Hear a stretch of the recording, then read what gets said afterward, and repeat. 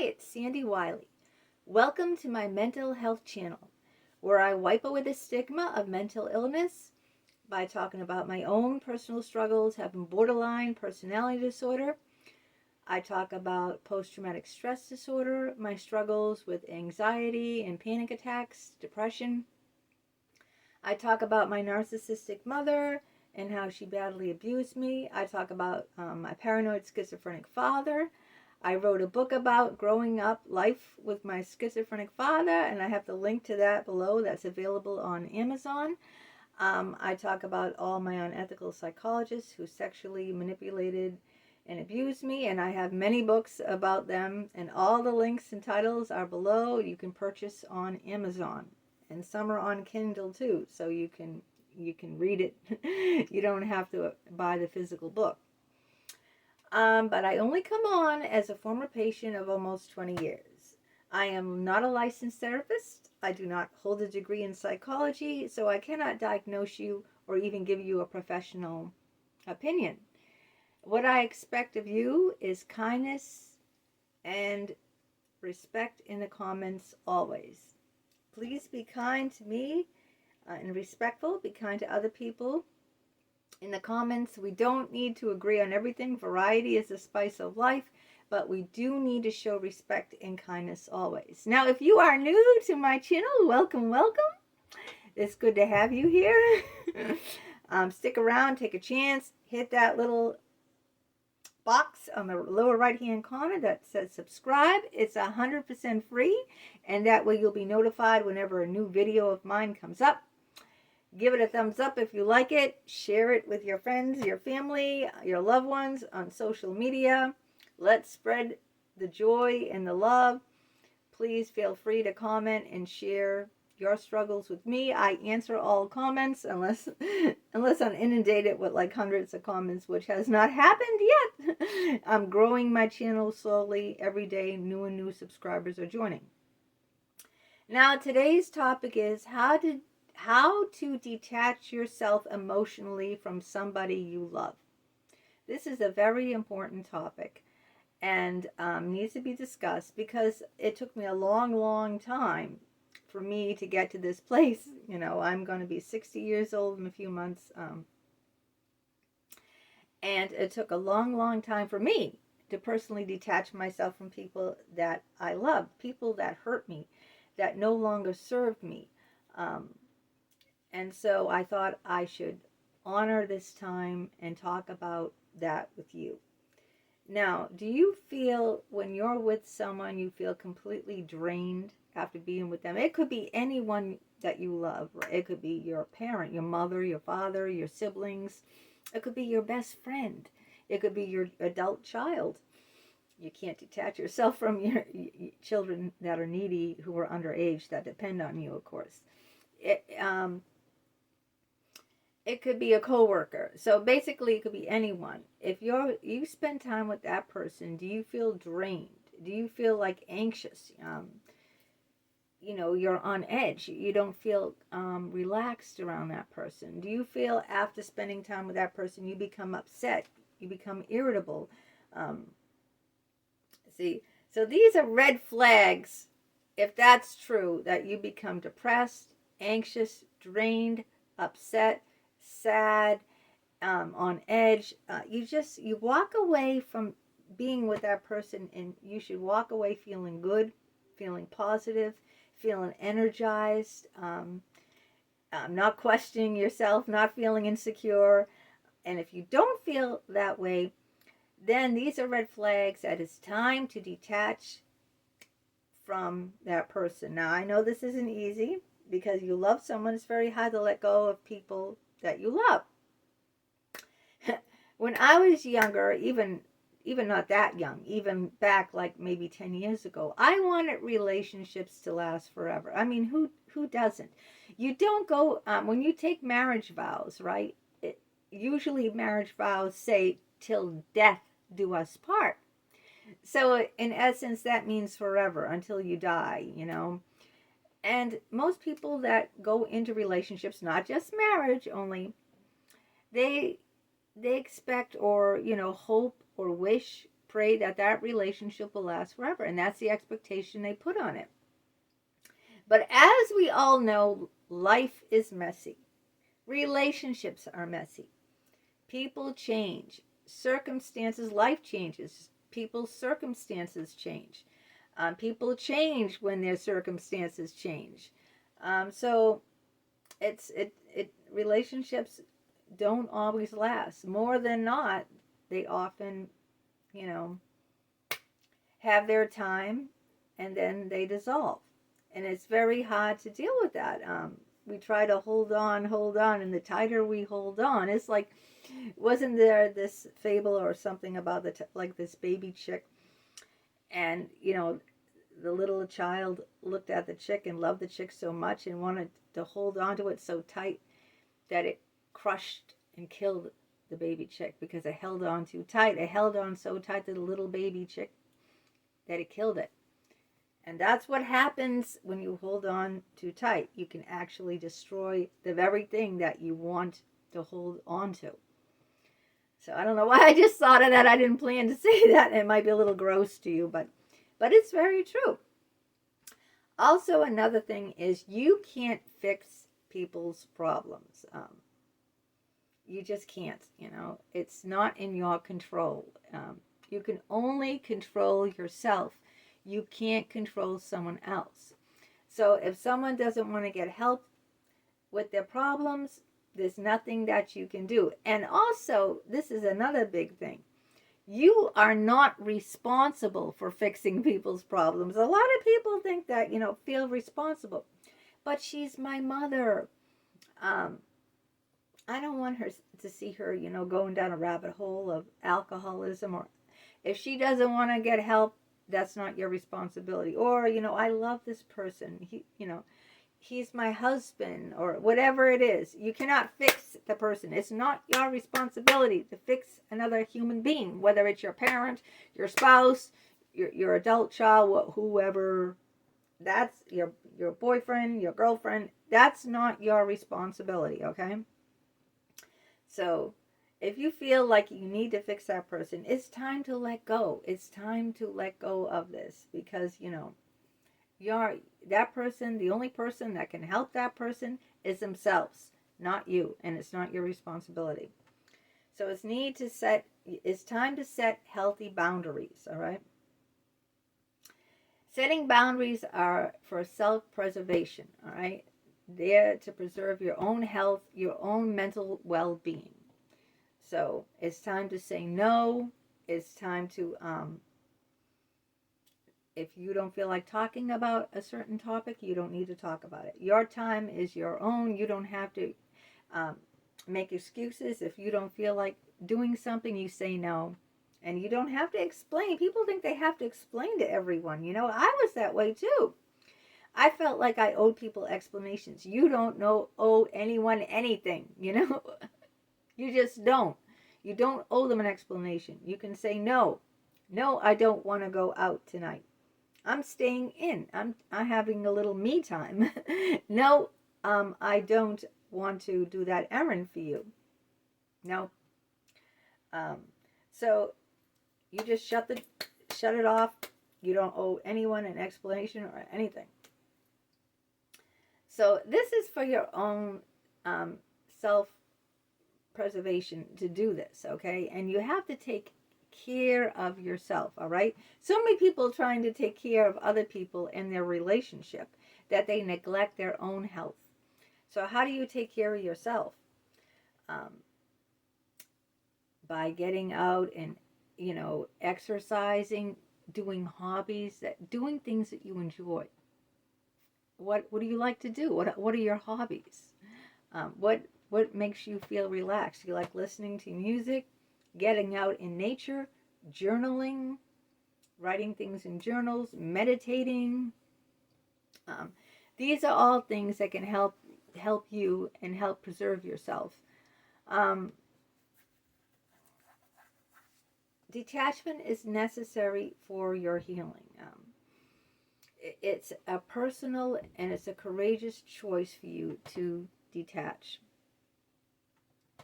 Embarking on this journey is an act of self-love, of loving yourself, of putting yourself first. And you can't do that while you're holding on to something else. See, if you're holding on to something else, it doesn't free you up. You know, like the ball and chain that they used to kid around. I went to a friend's wedding and they got a ball and chain and they said, "Oh, look at now, you're attached to the ball and chain." But that's not really what it's all about. But so how we have to let go, we have to recognize that, you know, holding on is hurting us, that it's not serving a purpose, that we can't fix the other person. We have to set boundaries for ourselves and surround ourselves with people who will respect us, who will build us up. This is very important because you need to have a support system, okay? In order to detach from someone, you need to have a support system. And that support system could be a therapist, even though you know my feelings if you watch my other videos on therapies. It never worked out for me, but it could be a friend. It just means that you need to have a support system. It's very hard to let go of someone that you love emotionally if you have no support system. So you need to like have a support system in place in order, you know, to, in my opinion, in order to do that. Now I have a support system, not therapist, but a therapist could be one of you. You could have a best friend. I have my husband and sons. That's my support system. But it would be very hard for me to detach from someone if I had nobody else, you know, no support system at all. No man is an island, all right?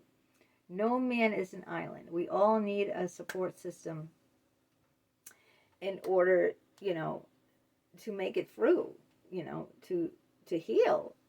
And it's not going to be easy even with that support system in place. But you need to have that support system. Someone, you know, while you're going through this, someone to cheer you on, to stand behind you, to listen to you. You know, everyone needs someone to listen to them, you know, to encourage you,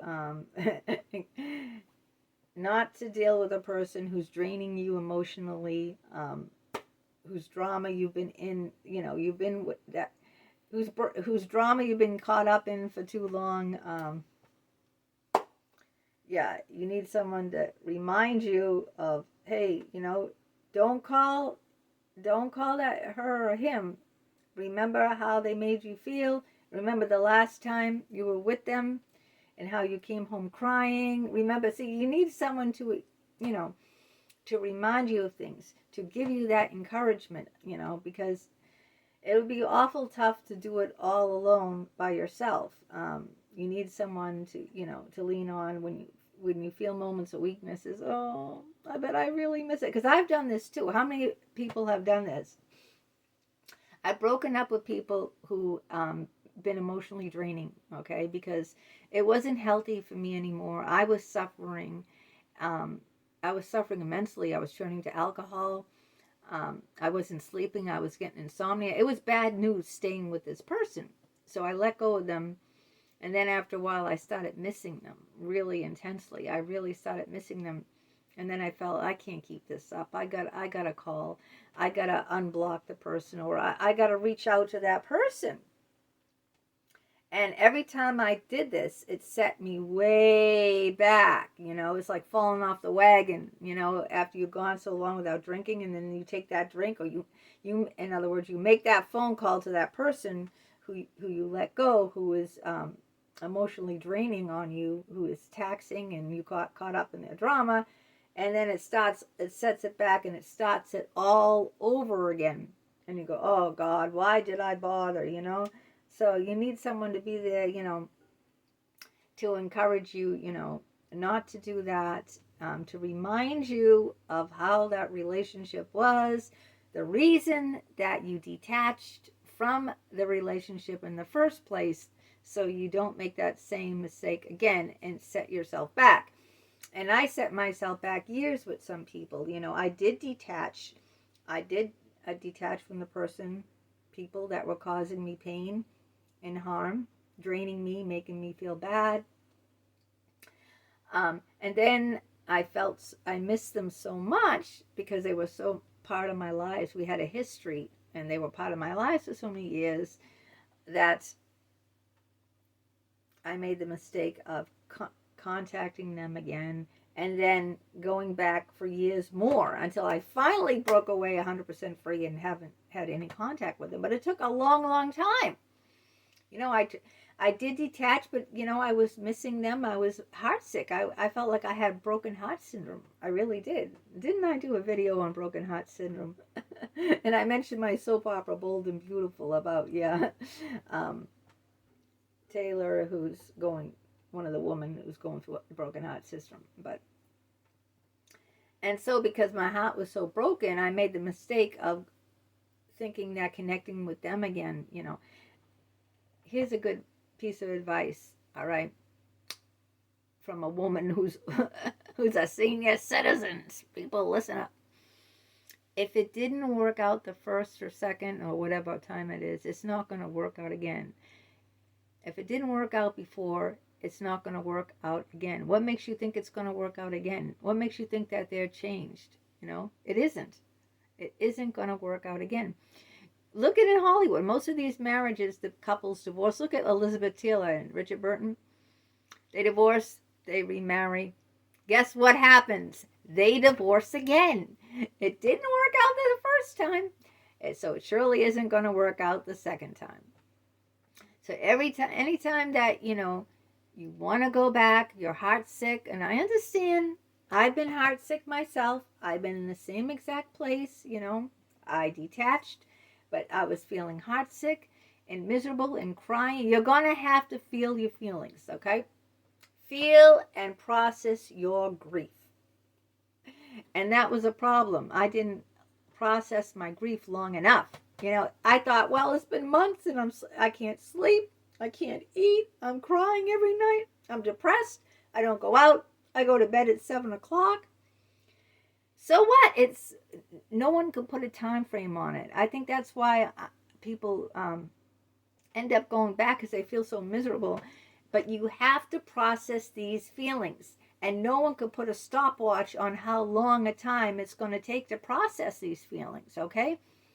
So I didn't allow the process. I started the process, but I didn't allow the process to continue to its full extent, I only was watching a calendar and saying, hey, look, it's been X amount of time. I should be over it by now. But that's not how it works. It takes whatever time it takes. And whatever time it takes for this person, your best friend, it is going to take different from you. However long a time it takes your sister or this one, you can't measure it by someone else's process, all right? Everyone is a unique individual. You can't measure your progress against someone else's progress, all right? If you do that, you're gonna